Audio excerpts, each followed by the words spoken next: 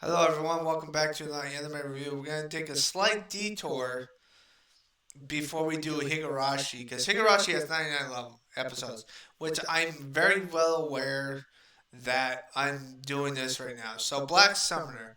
Black Summoner has 12 episodes time of this recording. There might be more episodes, or there might be around two. Our main protagonist decides to get reincarnated because he died in the other world, which we've had before. He's not the only one who gets reincarnated. Most of the heroes of this anime, the people that are called heroes, they are technically all characters from Earth, so they're all been isekai. There are two methods of getting isekai: by magic fucking circle, or you get reincarnated after you die for some specific reason. So, our main protagonist has the skill of Summoner. That's why it's called Black Summoner. He summons slimes. He summons the Black Knight, which they are OP as fuck. Which I think is kind of funny that the first monster he signs a contract with is a slime, which I think is pretty fucking funny. He also gets four girls, sort of. One girl is technically his sister, even though they're faking it. Her backstory, I might start her off because her backstory is kind of interesting. She's the last character that gets introduced into the main roster, but her backstory is that she got reincarnated, so God allows him to summon another person from Earth, and he summons her. It's completely random, but the thing is that her backstory is the fact that she died in the hospital because she was bedridden for all these years because she was really sick. So she's really happy that she can move around and do magic and stuff. She's very hypergenic, and she always wants his approval. As for the other three girls are God pretty much because God wants to, how do I say it? God wants to be on Earth so she can try the world's fantasy world food for some odd fucking reason because she wants to take a break from her fucking job. I'm like, you're the fucking God. Why the fuck do you want him to summon you so you can take a break from working? That's fucking bullshit. Like that's so sick. And the fact that she flirts with him, saying that she is married to him or something like that. So yeah, they all flirt with him. Then you got a girl who has red hair. She's the demon lord's daughter, which he decides to take care of her, and she's fucking OP as fuck as well. She can't tell everyone that she's a demon lord because if that's the case, the hero's party's gonna try to kill her. So there's that. The third character is Nelf. She's the first character that joins the party, and she's the only character that is not signed a contract with the main character. Because the main character signs contracts with all two girls, which is the god and the demon. But when it comes to the elf, he does not. He buys her off from a slave trader. And that's really interesting because she's the first character.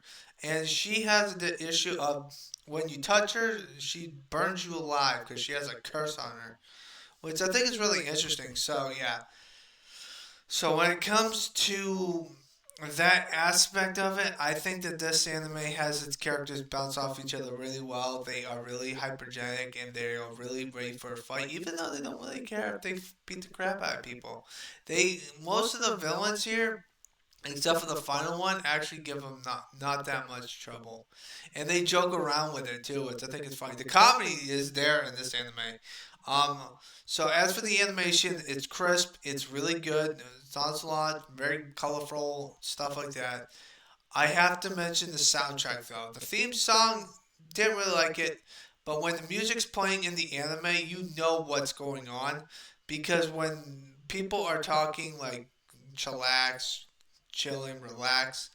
Everyone there's like small music bits and stuff like that. It's more soothing soundtrack and stuff. But when there's a fight, you can hear that fucking metal guitar riff and it feels like someone's gonna break some fucking ankles. It's like, what the fuck? I'm ready for a raging douching fight, motherfucker! So I think that's really interesting to my expect. And it's really fucking funny on how the soundtrack's like that. It's pretty fucking nonchalant. I thought it was fucking funny, but that's just my opinion. So that's my main gist of that.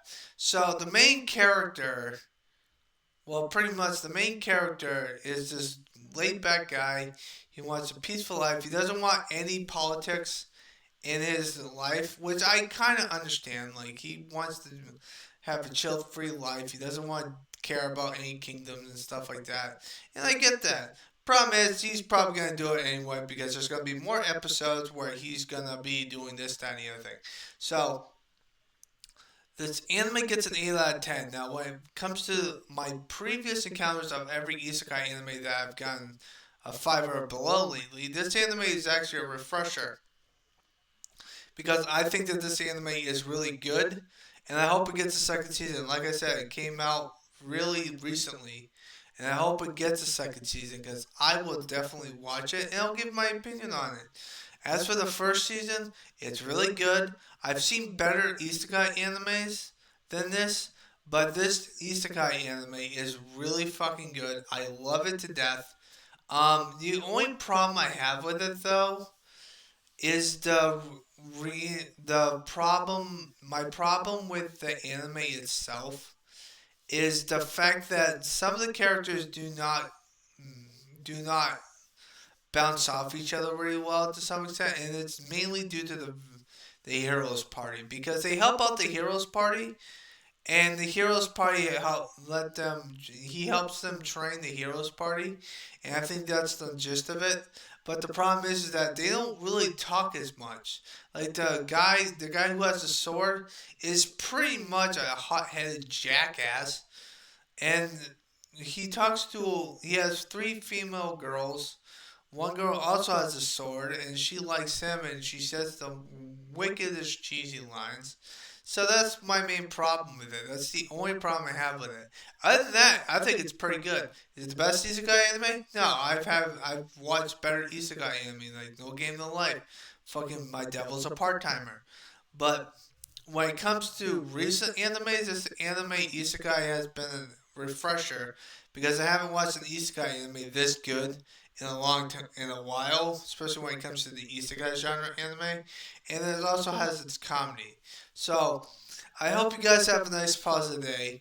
Take care, and I'd like to say the next anime review is Higurashi because a little update. I only have 2 more seasons to watch, so I'll get my final thoughts on Higurashi in the next video. Hope you guys have a nice positive day, and always stay positive, bitches. Sorry, I'm not sorry, assholes.